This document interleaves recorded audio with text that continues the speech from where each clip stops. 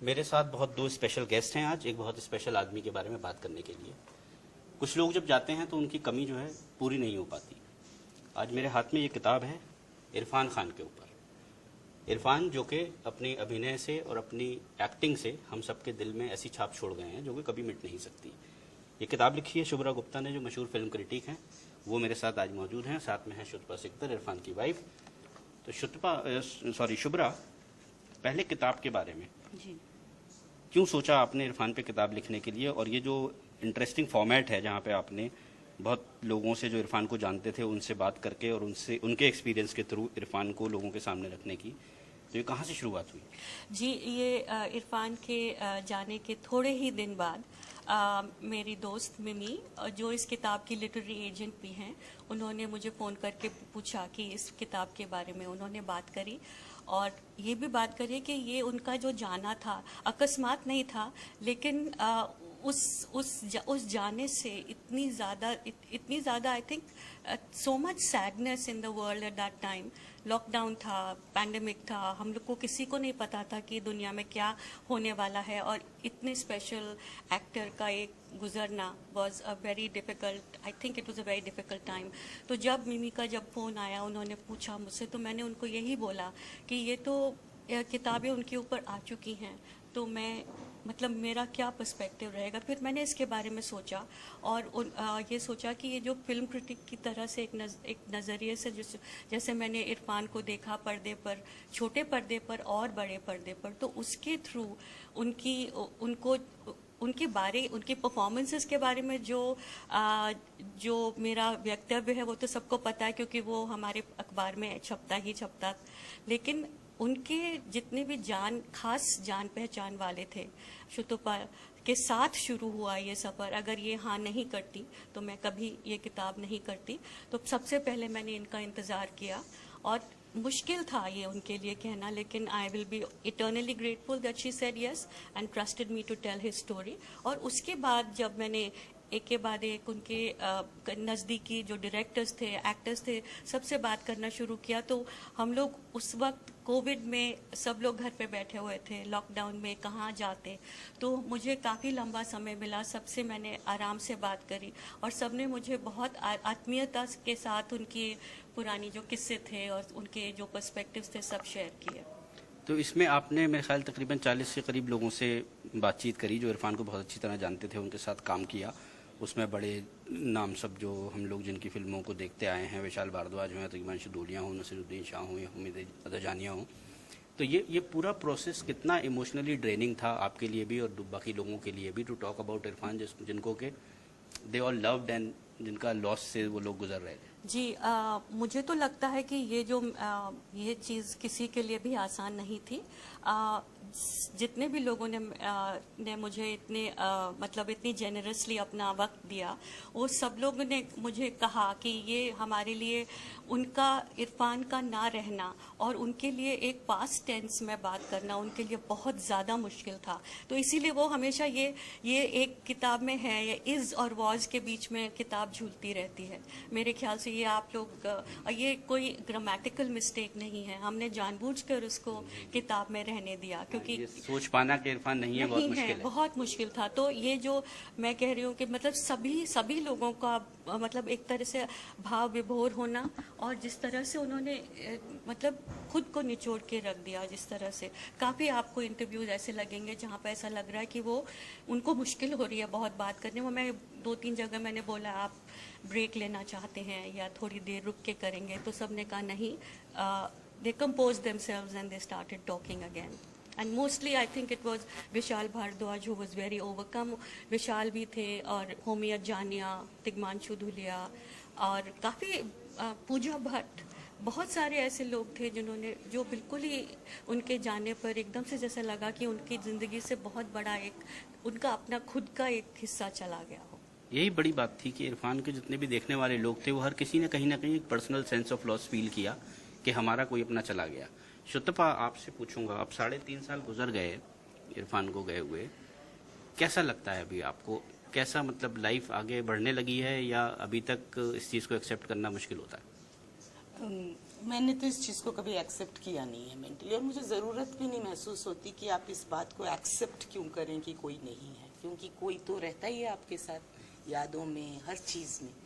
तो मुझे लगता है ये हमने अपने दिमाग में कुछ बना लिए हैं कि आई मस्ट मूव ऑन और आगे बढ़ जाना चाहिए। मतलब मैं आगे बढ़, लाइक हर रोज़ दिन बदलता है। मेरे बच्चे 3 साल पहले स्कूल में थे, अब वो कॉलेज जाएंगे, अभी लंदन जाएगा मेरा छोटा बेटा पढ़ने।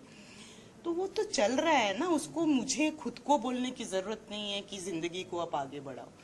मेरे लिए, बिकॉज मैंने इतना वक्त गुजारा है उनके साथ, 35 साल, तो 35 साल के बाद आप ऐसा नहीं कह सकते कि अब मुझे आगे बढ़ना है। आप बढ़ ही नहीं, मतलब ऐसे बढ़ ही नहीं सकते उस सेंस पे ना, साथ में ही लेके चलना। तो मैं साथ में ही लेके चल रही हूँ। बहुत अच्छी बात है। तो मैं अब ये हर आदमी के मन में ये सवाल रहता है कि हमने इरफान खान को पर्दे पे देखा और वो हमने वो सारे किरदार देखे, चाहे वो हासिल के रणविजय थे या मकबूल रहे या मान सिंह तोमर रहे और सारे के, तो हमने हमेशा किरदार देखा।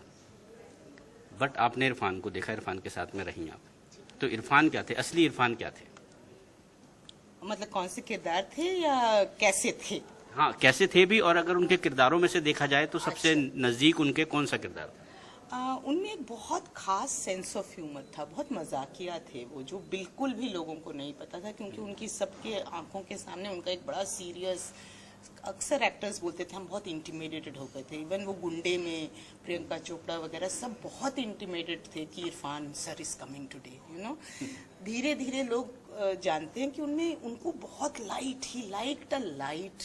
जबकि मैं उनको हमेशा बोलती हूँ तुम्हारा सबसे बड़ा कॉन्ट्रडिक्शन है, रात भर डॉक्यूमेंट्री देखते और बोलते हो कि मुझे लाइट जिंदगी जीनी है। हाँ, तो एनीवे, बट ही लाइक्ड, उनको अच्छा लगता था कि जिंदगी को हल्के से ले लें, इतनी गंभीरता से न ले जिंदगी को, ऐसी मतलब बच्चे हैं, खुश हैं, यही पल है, इसको जी लो अच्छे से।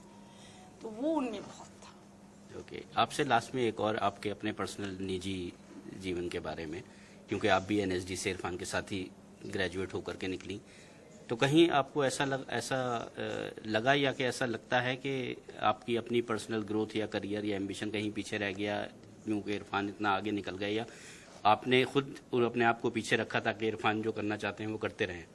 मुझे नहीं लगता कोई भी ना कोई ऐसे स्वाभाविक तौर पे हम एक निर्णय लेते हैं और हम लोग ना मस्तिष्क में बना लेते हैं ये कि पति आगे बढ़ रहा है, पत्नी नहीं, या पत्नी आगे बढ़ रहा है। हम लोगों में आपस में सच में कोई भी ऐसा कुछ जेलसी या एक जना आगे बढ़ रहा है तो दूसरा बुरा फील कर रहा है, ऐसा था ही नहीं। ये मेरी चॉइस थी। मेरे छोटे छोटे 2 बच्चे थे, हमारा स्मॉल न्यूक्लियर फैमिली था, 4 ही लोग थे। इरफान इतने व्यस्त हो गए कि मुझे उस वक्त लगा कि मेरे बच्चों को समय देना मेरे लिए बहुत ज़रूरी है। लेकिन मैं वैसी औरत हूँ नहीं कि खाली खाना देख के और स्कूल से बच्चों को लाके ज़िंदगी को पूरा कर दे, ऐसी मैं नहीं थी। तो उस सेंस में फिर वो जो इरफान की स्क्रिप्ट्स आती थी, मैं उसमें हम लोग जो बहसें करते थे उन्हीं की पिक्चरों को लेकर, मेरा कोटा क्रिएटिविटी का पूरा हो जाता। आप उनकी क्रिएटिव प्रोसेस में इन्वॉल्व थी? बिल्कुल, पूरी तरह से। तो वो मेरे को ना इंडिविजुअल सक्सेस की इतनी कभी कोई जरूरत ही महसूस नहीं हुई। और ये एक फैक्ट है, यू नो, मेरा बेटा बोलता है आप कुछ बन जाती, ये हो जाता, ऐसा नहीं है। वो इंसान में ही होता है, जिसको आगे बढ़ना होता है ना उसको खुद ही बढ़ना होता है, कोई किसी को रोक नहीं सकता। मेरे को नहीं लगता मेरे में वो इतनी शिद्दत थी, मुझे छोटी सी चीज में भी अच्छा लगता। बहुत अच्छी बात है। अच्छा शुभ्रा, तो ये किताब लिखने के बाद और इतने सारे लोगों से आपने इरफान के बारे में जानने और बात करने के बाद, आज हम कुछ शब्दों में कहें तो आप इरफान को कैसे डिस्क्राइब करेंगे? मेरे ख्याल से एक अद्वितीय एक्टर थे, एक और एक्टर के से ज़्यादा एक परफॉर्मर थे। मैं भी थे बोल रही हूँ, मुझे भी झटका लगता है जब मुझे एक जो पर्दे पर मेरे जैसे लोग जो बहुत दिन से इसी में कार्यरत हैं, पिक्चर देखना, समीक्षा करना, उनके लिए बहुत ज़रूरी होता है कि कोई भी परफॉर्मर हो, कोई भी एक्टर हो, कुछ उनको नयापन दे जाए। और इरफान में एक ये बहुत बड़ी बात थी वो खुद भी चाहते थे कभी भी अपने को रिपीट ना करना। और बहुत लोगों ने मुझे किताब में बताया कि उनको बोरियत से बहुत ज़्यादा डर लगता था। तो वो अपना हर एक किरदार में कुछ नयापन जो लाने की कोशिश करते थे, वो मेरे लिए सबसे बड़ी एक इंटरेस्टिंग चीज़ थी, क्योंकि मैं सोचती थी कि ये इरफान की फिल्म आने वाली, तो इसमें ये नया क्या करेंगे। शतपा लास्ट में आपसे एक और चीज़ बस, कि जब इरफान जो भी कैरेक्टर्स करते थे तो वो दिखता था कि वो उस कैरेक्टर को जिए होंगे, उतने टाइम उस कैरेक्टर के साथ में रहे होंगे जो वो पर्दे पे दिखता है। तो आपको कभी ऐसा लगा कि जब घर लौट के इरफान आए उस शूटिंग के दौरान तो वो कैरेक्टर घर वापस आया, इरफान वापस नहीं आए हैं और आपको उसमें से इरफान को वापस निकालना पड़ा?